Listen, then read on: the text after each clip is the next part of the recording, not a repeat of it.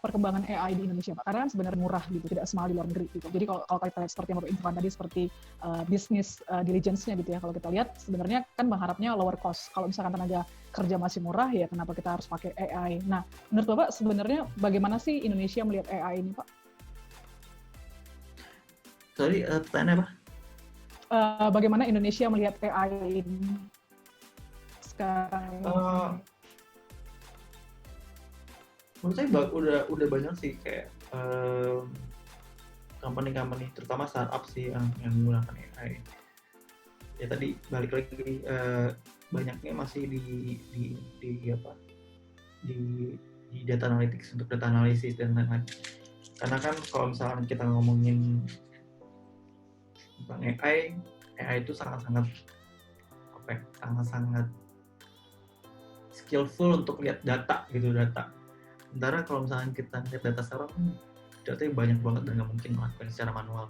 Jadi emang AI itu banyaknya digunakan untuk data analisis, data analytics, menggunakan machine learning dan lain-lain untuk bikin prediction model, estimation model.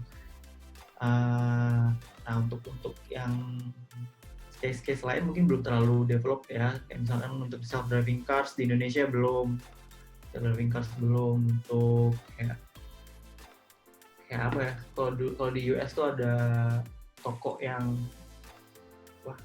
Amazon Go, kalau misalnya tahu Amazon Go, jadi toko benar-benar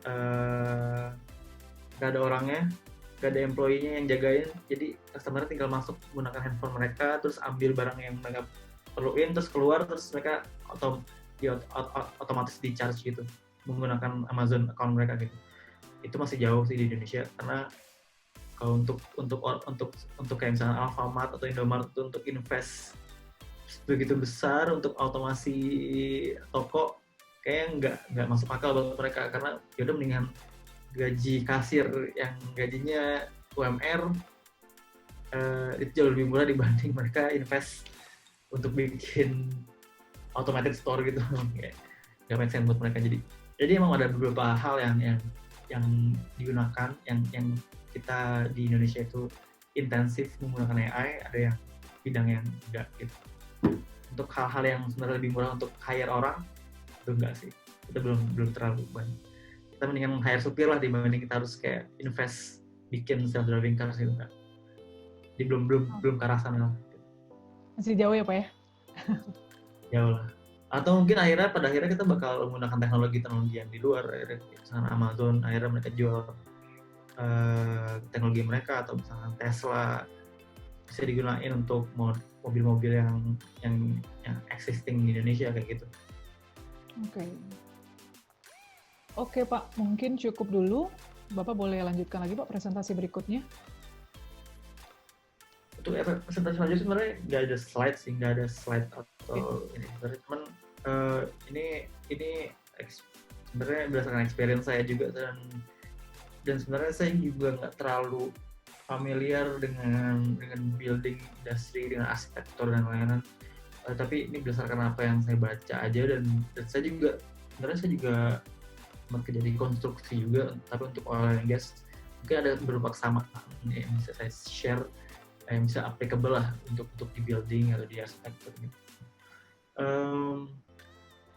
Sebenarnya untuk apa ya? Dan untuk menentukan apa aplikasi AI di building itu sebenarnya tergantung apakah kita punya data atau enggak, itu ya sebenarnya. Kalau misalnya di building atau misalnya di construction, kita generate banyak banget data di suatu pekerjaan tertentu, nah itu biasanya AI itu bisa digunakan. Misalkan untuk estimate project cost saja, untuk suatu konstruksi, atau misalkan untuk bangun suatu building gitu. Misalkan kita punya banyak banget nih historical data tentang project cost di misalnya di ratusan ribu project, itu bisa digunakan untuk kita estimate project cost. Jadi karena kan setahu saya kalau misalnya kita biasanya untuk kita benar-benar sebagai manusia itu nggak bisa estimate yang kayak gitu, biasanya ada aja lah kelebihan atau kekurangannya, sehingga kayak project akhirnya ngaret, atau misalnya projectnya malah kayak jadi mahal banget gitu. Nah, karena estimasi kita juga kurang. Nah itu bisa digunakan, misalnya kita punya data tentang project cost di berbagai di project-project sebelumnya, itu kita bisa bikin model di mana kita bisa estimate cost project itu lebih akurat. Kita bisa estimate berapa lama project itu bakal berlangsung gitu. Ya sehingga ntar projectnya juga lebih planning lebih baik lah untuk project tersebut. Nah itu ya salah satu aplikasi yang visible lah, yang bisa dilakukan di building satu untuk project management itu.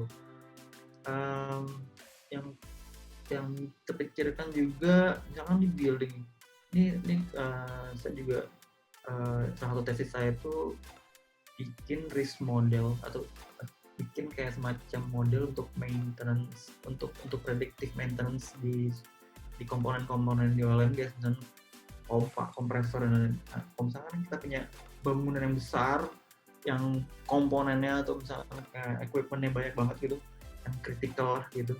Nah, kita bisa prediksi menggunakan AI, kita bisa prediksi kapan sih suatu equipment itu gagal atau failure gitu, sehingga kita bisa merencanakan maintenance sebelum failure itu terjadi gitu. Jadi nggak perlu lagi tuh kita pakai fixed maintenance, misalkan buat 6 bulan sekali harus di-maintain gitu, atau misalkan 3 bulan sekali pompa ini harus di-maintain, atau electrical equipment harus di-maintain. Nggak perlu lagi. Jadi kita bisa ngumpulin data dari equipment tersebut menggunakan sensor, terus kita kumpulin datanya. Nah, ntar dari data-data itu kita bisa bikin predictive maintenance. Kita bisa bikin predictive model untuk planning maintenance, sehingga maintenance bisa jadi lebih cost efektif lah. Hal lain yang bisa dilakuin juga ini penggunaan listrik.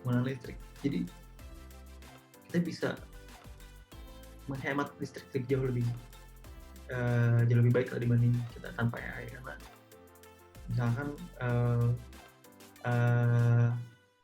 penggunaan lampu ya, misalkan kita kan sekarang kalau misalkan di building ya lampu banyak kan nyala terus, walaupun kadang-kadang lampu nyala tapi nggak ada orangnya gitu misalkan gitu.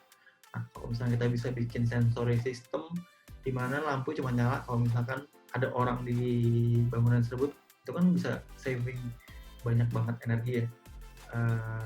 Nah itu salah satu aplikasi lah untuk saving. Sama kayak misalnya untuk air juga sama, kita bisa bikin kayak semacam sistem di mana kalau misalkan air nggak dipakai ya airnya berhenti gitu, nggak buang air gitu. Itu sih yang bisa dilakukan. Sama kayak misalkan kayak air conditioner, semua building pasti artinya air conditioner. Nah air conditioner biasanya nyala terus kan misalnya gitu. Nah, itu bisa bikin suatu sistem yang bisa sensoring kalau misalnya ada manusia atau enggak, sehingga kalau misalkan nggak ada manusia ya air conditionernya nggak completely off, tapi ya bisa kayak in energy save mode lah, sehingga lebih hemat lah gitu. Dan mungkin air conditioner juga nyala kalau misalkan temperaturnya yang nggak terlalu panas, atau misalkan kalau misalkan temperatur terlalu dingin dia bakal lebih fan-nya lebih kecil kayak gitu. Jadi benar-benar tergantung dari kondisi environment-nya, sehingga nggak terus-terusan kayak air conditioner-nya terus-terusan kerja di full capacity, yang pastinya lebih tidak hemat energi dibanding kita sesuaikan dengan kebutuhan si ruangan yang ada air conditioner-nya kayak gitu. Untuk hal lain pastinya security banyak banget sih sebenarnya. Security ya, kalau misalkan untuk absensi kita pakai face recognition, terus kita bisa bikin kayak person intrusion. Jadi mungkin ada beberapa area di building yang sebenarnya nggak boleh dimasukin orang tertentu, kita bisa taruh kamera untuk identifikasi orang dan mukanya, sehingga kalau misalkan ada orang yang masuk ke dalam area tersebut, ada alarm bakal nyala kayak gitu. Nah itu rekaman sih sekarang udah banyak banget yang bikin kayak gitu untuk security juga. Biasanya ya untuk hal lain yang advance, jadi di neural network itu ada namanya generative adversarial network. Generative adversarial network ini bisa generate ibaratnya gini, kalau misalnya kita training model si generative adversarial network, kita masukin berbagai macam muka orang, nah dia bakal bisa generate muka orang secara random.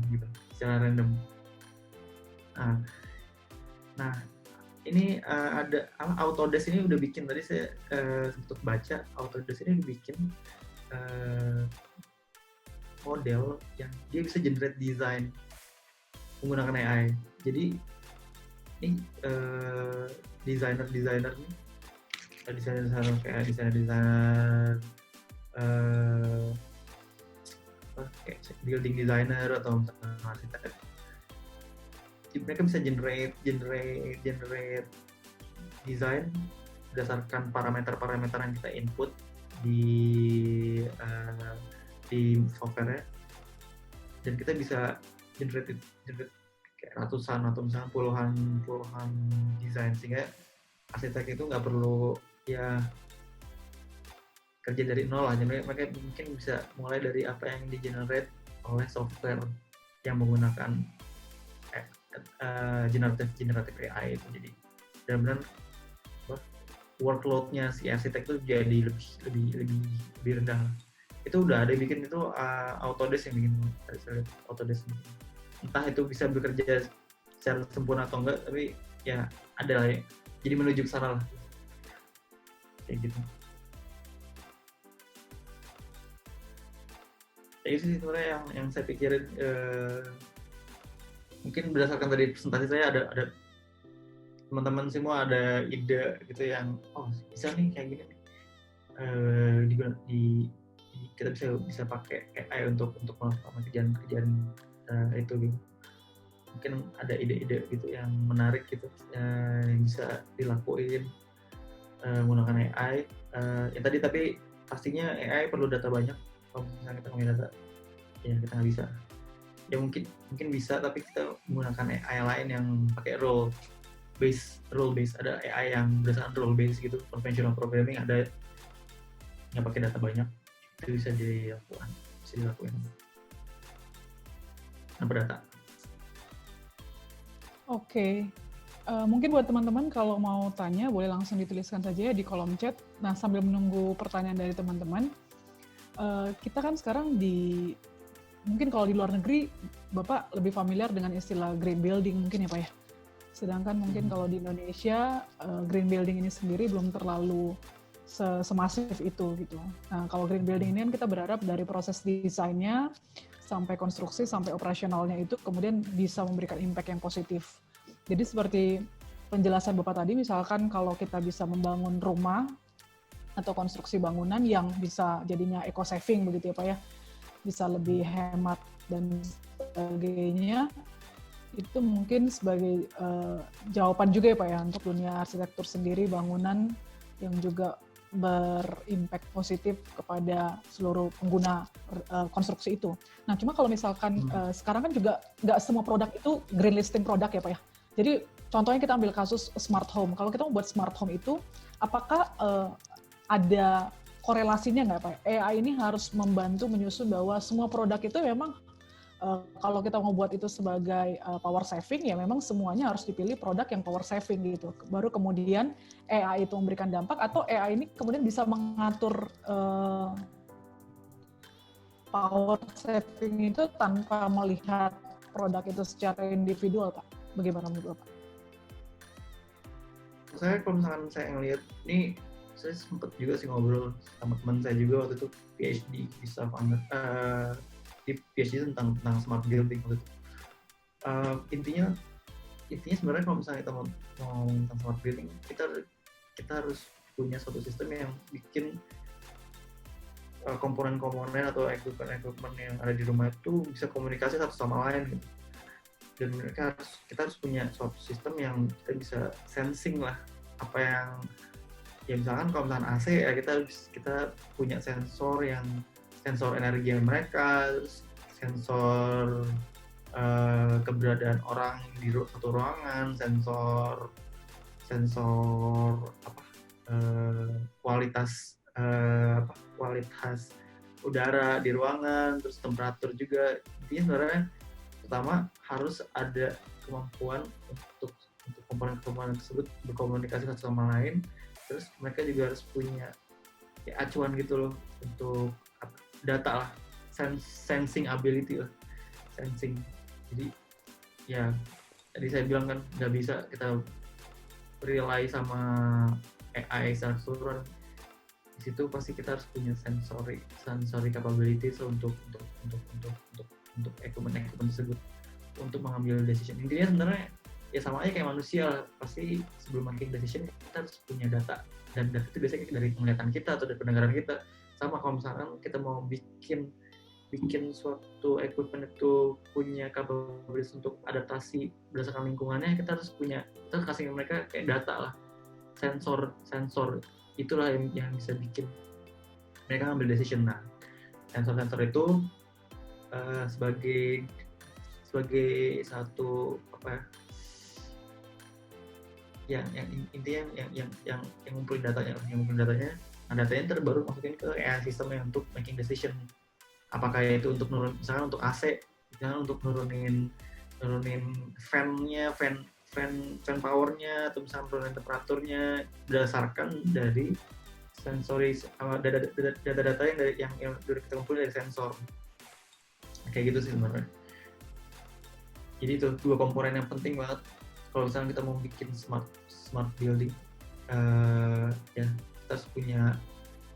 kita harus ngasih sensory capability untuk komponen-komponen di dalamnya, dan kita harus kita ngasih mereka untuk komunikasi antara satu komponen dengan komponen lain. Intinya sebenarnya kombinasi antara AI sama IoT sebenarnya pada akhirnya.